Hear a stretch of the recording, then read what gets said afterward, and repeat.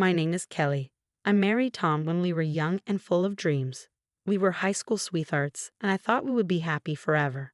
My dad, who owned a furniture factory, gave us a beautiful house as a wedding gift. 3 years later, our son Michael was born. As time went on, I focused on being the perfect housewife and mother. I kept our home clean, cooked nice meals, and made sure Michael had everything he needed. Tom worked as a sales manager, but his career wasn't going as well as he hoped. One night, he came home very frustrated and angry. He slammed his fist on the kitchen table and said, "I can't take this anymore. I'm working so hard for barely any money." I tried to stay calm and asked him what he wanted me to do. Tom's face lit up as he said, "Your dad could give me a job at his factory. You should talk to him." I was unsure because I didn't want to use our family connection, but seeing how desperate Tom was, I agreed to talk to my dad. The next day, I went to my dad's office and nervously said, "Dad, I need to ask you something. Tom isn't happy with his job. Is there a position for him at the factory?" After a moment, my dad said, "I'll give him a chance, but he'll need to prove himself like everyone else." When I told Tom the news, he was overjoyed. He picked me up and spun me around, saying, "You're amazing, Kelly. This is going to change everything for us." And for a while, it did. Tom started earning more money, and our financial worries lessened. But as one problem faded, another one appeared. My relationship with Tom's mother, Helen. Helen was very protective of Tom and didn't like me. She would drop by unannounced, criticize how I kept the house, and demand my attention. One afternoon, while I was cooking dinner, Helen burst in and said, "Kelly, I need you to take me shopping right now." I was frustrated and replied, "Helen, I'm in the middle of cooking. Can it wait until tomorrow?" She glared at me and said, "Are you saying my needs aren't important, considering everything I've done for this family?" I held back my anger, knowing it would only make things worse. "Of course not," I said. "Just give me a few minutes to finish up here." As I drove Helen to the mall, she complained about my driving, my cooking, and pretty much everything else. I couldn't help but wonder how my life had turned out this way. I was capable and smart, but here I was trying to please everyone else while my own dreams were forgotten. One frustrating afternoon, Helen came into our house unannounced, as usual. "Kelly," she called, her voice grating on my nerves. "I'm hungry. Make me something to eat." I bit my tongue and left the laundry to go to the kitchen. As I cooked, Helen sat at the table, criticizing everything I did. "You're using too much oil," she said, "and cut those vegetables smaller. Can't you cook properly?" When I finally set the meal in front of her, I hoped she would eat quickly and leave. But to my surprise, she packed up all the food and said, "I'll be taking this with me. I have bridge club tonight, and this will be good for snacks." I stared at her shocked. "Helen, that was supposed to be our dinner." She shrugged and said, "You can always make more. It's not like you have anything better to do." After she left, I sat down, feeling defeated. I glanced at the clock and realized I had less than an hour to make another meal before Tom came home. When Tom arrived, he found me frantically cooking. "What's going on?" he asked, loosening his tie. "Why isn't dinner ready?" I told him what had happened with his mother, hoping he'd understand. Instead, Tom's face darkened. "Mom was here, and you didn't make her feel welcome," he said angrily. "Kelly, you know how important family is to me. You should have been more accommodating." "Accommodating?" I repeated, stunned. "Tom, she took our dinner and treats me like a servant." Tom shook his head, annoyed. "You're exaggerating. Mom just wants to feel loved and appreciated. Is that too much to ask?" As we ate the rushed meal in silence, I felt a growing distance between us. Tom, who used to be my high school sweetheart and closest friend, now felt like a stranger. One evening, Tom came home from work in a bad mood. His face was red with anger as he slammed the front door. "Kelly," Tom yelled, "your father is a tyrant. He humiliates people and uses them like pawns in his little game." I was shocked. My father had always been fair and kind. What happened? I asked carefully. Tom's eyes were blazing with anger. "I stood up for an employee today because your father was treating him unfairly. And you know what your precious daddy did? He fired me on the spot." This didn't sound like my father at all. "There must be a mistake," I said. "Let me talk to Dad and hear his side of the story." "No," Tom shouted, making me flinch. "You will not talk to your father or your mother. They no longer exist for us. Do you understand?" Trembling, I nodded, too shocked and scared to argue. In the days that followed, Tom found another job and started earning well again. But the incident had changed something deep in our relationship. The warmth and love I once felt for him were replaced by fear and resentment. As the years went by and our son Michael grew up, he often asked about his grandparents, but Tom would shut down any conversation about them. "You have one grandmother," he would say firmly. "My mother. That's all you need to know." As Michael prepared to leave for college in another city, I felt a mix of pride and sadness. My baby was growing up, and I couldn't shake the feeling that I was losing the only ally I had in the house. Over the next few years, my life fell into a dull routine. I catered to Tom's every wish and endured Helen's constant criticism. Without Michael around, their treatment of me became even harsher. One afternoon, as I was scrubbing the kitchen floor with Helen watching me closely, the phone rang. I reached for it, but Helen grabbed it and said, "I'll answer it. You focus on cleaning that floor. I can still see spots." I gritted my teeth and went back to cleaning. But I couldn't help but overhear Helen's part of the conversation. "Yes, this is the residence of Kelly." "Who, her father?" "I'm sorry, but Kelly isn't available. Please don't call again." My head snapped up. "Wait." I called out, but Helen had already hung up. "That was your father," she said coldly. "I told him not to call you again. You should thank me for protecting this family from those toxic people." I felt a rush of anger and frustration. "You had no right to do that," I said, my voice shaking. "He's my father. I should have been allowed to speak to him." Helen's eyes narrowed. "You ungrateful little." Just then, Tom walked in. "What's going on here?" he demanded. Helen immediately put on a hurt expression. "Oh, Tom, your wife is being so disrespectful to me after all I do for this family." Tom turned to me, his face dark with anger. "Is this true, Kelly? Are you disrespecting my mother?" I opened my mouth to explain, but no words came out. I realized with a sinking feeling that it didn't matter what I said, Tom would always side with Helen. A year had passed since that phone call from my father. Life continued in its stifling routine, with Tom and Helen's control over me growing tighter every day. Then, on a crisp autumn morning, everything changed. The phone rang while I was preparing breakfast. Tom was in the shower, and Helen hadn't yet arrived for her daily inspection of my housekeeping. For once, I could answer without interference. "Hello?" I said tentatively. "Kelly, is that you?" The voice on the other end was familiar but distant. It was my father's voice. "Kelly, it's your mother. She's very ill. The doctors don't think she has much time left. She needs you. We both do." Just then, I heard the bathroom door open. Tom would be down any minute. "I'll try, Dad. I promise I'll try," I whispered before quickly hanging up. When Tom entered the kitchen, I struggled to keep myself composed. "Who was that on the phone?" he asked suspiciously. I took a deep breath. It was my father. "My mother is very ill. She's dying. I need to go see her." Tom's face hardened. "Absolutely not. We've been through this, Kelly. Your parents don't exist for us anymore." I felt something snap inside me. For the first time in years, I stood up to him. "I'm going with or without your permission. She's my mother, and I won't let her die without saying goodbye." Tom's jaw clenched. "Fine. One day. That's all you get. And then you come back home where you belong." I nodded, unable to speak. One day was better than nothing. With trembling hands, I called my son Michael to tell him what was happening. To my surprise and relief, he immediately offered to come with me. The next morning, Michael and I set off for my childhood home. When we arrived, my father met us at the door.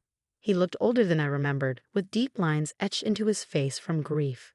Without saying a word, he pulled me into a tight embrace. He led us to my mother's room. She lay in bed, pale and frail, but her eyes brightened when she saw me. "Kelly," she whispered, reaching out a trembling hand. "My baby girl." I rushed to her side and took her hand in mine. "Mom, I'm here. I'm so sorry. Can you ever forgive me?" She smiled weakly. "There's nothing to forgive, sweetheart. I'm just glad you're here now." We spent the day by her bedside, sharing memories and catching up. As the sun began to set, my mother's breathing grew labored. She squeezed my hand and looked into my eyes. "Kelly," she said softly, "promise me you'll really live your life. Don't let anyone cage your spirit again." Tears streamed down my face as I nodded. "I promise, Mom. I promise." She smiled one last time, then closed her eyes. Her hand went limp in mine. She was gone. Suddenly, my phone started ringing incessantly. I knew without looking that it was Tom. I answered the call and moved to the hallway for privacy. Tom's voice was sharp with anger. "Where the hell are you, Kelly? You were supposed to be back hours ago." "Tom, I can't leave yet," I said, my voice thick with emotion. "My mother just passed away. I need to stay for the funeral." "Absolutely not," he roared. "I told you one day, and that's all you get. If you're not back by tomorrow, don't bother coming back at all." His words felt like a threat and a promise all at once. For a moment, I was tempted to rush back to the life I knew, but then I remembered my mother's last words urging me to live fully. "Fine," I said, my voice steadier than I felt. "I'm staying." I ended the call before he could respond. My heart pounded.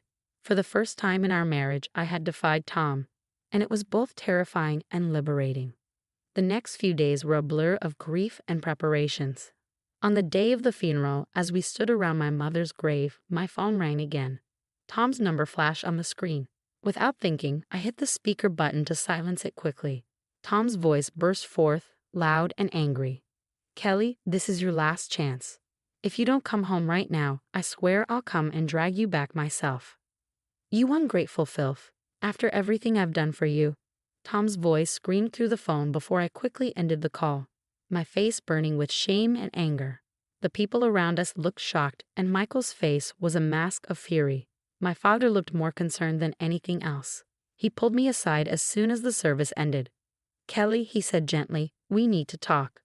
We walked to a quiet corner of the cemetery, and my father took a deep breath.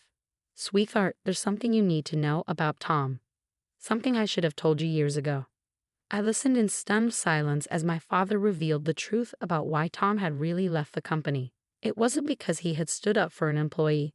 It was because my father had caught him stealing money from the company and manipulating prices to pocket the difference. "I fired him to protect the company and our clients," my father explained. "I didn't tell you because I thought you loved him and I didn't want to come between you. But now, seeing how he speaks to you and what your life has become, I can't stay silent anymore." I felt as if the ground had opened up beneath me. All these years I had believed Tom's lies, allowed him to cut me off from my family, and endured his and Helen's emotional abuse, all based on falsehoods. "There's more," my father continued, his voice grave. "I recently heard from a friend that Tom's company is under investigation. There are discrepancies. Kelly, I think he might be up to his old tricks again." As the full impact of his words hit me, I felt a strange mix of despair and liberation. The life I had known was falling apart, but from its ashes, I saw a chance for a new beginning. The day after the funeral, my father, Michael, and I returned to my house. To our surprise, the place was bustling with activity. Helen's friends were milling about, and the smell of food wafted from the open windows. We walked in to find a full-blown party in progress. Helen, holding a glass of wine, spotted us first. Her eyes narrowed as she took in my father and Michael. "Well, look who finally decided to grace us with her presence," she said, her voice dripping with sarcasm. "You're late, Kelly. My birthday celebration started an hour ago," Helen snapped. I was momentarily stunned. With everything that had happened recently, I had completely forgotten about Helen's birthday. Before I could respond, she thrust a dirty rag into my hands. "Don't just stand there," she ordered. "Start cleaning up these tables. They won't wipe themselves." My father, who had been silently observing, suddenly erupted. "How dare you speak to my daughter that way?" he thundered, making the room fall silent. "She's not a servant. She's a grown woman who deserves respect." Helen laughed derisively. "Respect? She gave up any right to respect when she married my son. Her family is Tom and me. You're nothing to her anymore." I watched in disbelief as my father and Helen argued, their voices rising. The party guests looked uncomfortable, unsure whether to leave or stay. Suddenly, Tom burst into the room. "What the hell is going on here?" he demanded, his eyes locking onto me. "Kelly, why aren't you serving the guests? And what are they doing here?" He gestured angrily toward my father and Michael. Something inside me snapped. Years of pent-up frustration and anger poured out. "No, Tom," I said, my voice steady and clear. "I'm not serving anyone. I'm not cleaning up, and I'm not staying silent anymore." The room fell deathly quiet. Even Helen seemed at a loss for words. "I know the truth, Tom," I continued, pulling out the divorce papers I had hastily prepared. I know why you really left my father's company. I'm done. I want a divorce." For a moment, Tom looked like he might lunge at me, but then, perhaps realizing he was outnumbered, he deflated. "Fine," he snarled. "Take your divorce. But don't think you'll get a penny from me." I couldn't help but laugh. "This house is mine, Tom. My father gave it to us as a wedding gift. Remember, you're the one who needs to leave." Tom and Helen left shortly after, casting venomous glares our way as they went. When the door closed behind them, I sank onto the couch, suddenly exhausted. Michael, who had been quietly watching everything unfold, finally spoke up. "Mom, why didn't you tell me things were so bad?" "I'm sorry, Michael," I said. "I thought I was protecting you, but I realize now I was only teaching you the wrong lessons about love and respect." In the weeks that followed, my life changed dramatically. The divorce proceedings began, and I focused on rebuilding my life. My father, true to his word, stood by me every step of the way. One afternoon, as we sat in his study discussing the future, he brought up a topic I hadn't expected. "Kelly," he began, his voice gentle but serious, "I've been thinking. I'm not getting any younger, and the factory needs new blood. How would you feel about coming to work with me?" I blinked in surprise. "Me? But Dad, I don't know anything about running a business." He chuckled. "Neither did I when I started. You're smart, Kelly. You can learn. Besides, it's about time you had a chance to spread your wings." Over the next few months, I immersed myself in learning the business. My father was a patient teacher, guiding me through the details of running a furniture factory. I discovered a passion for design and innovation that I never knew I had. Meanwhile, the divorce dragged on. True to form, Tom fought me every step of the way. He contested the ownership of the house and even tried to turn Michael against me. In the end, justice prevailed.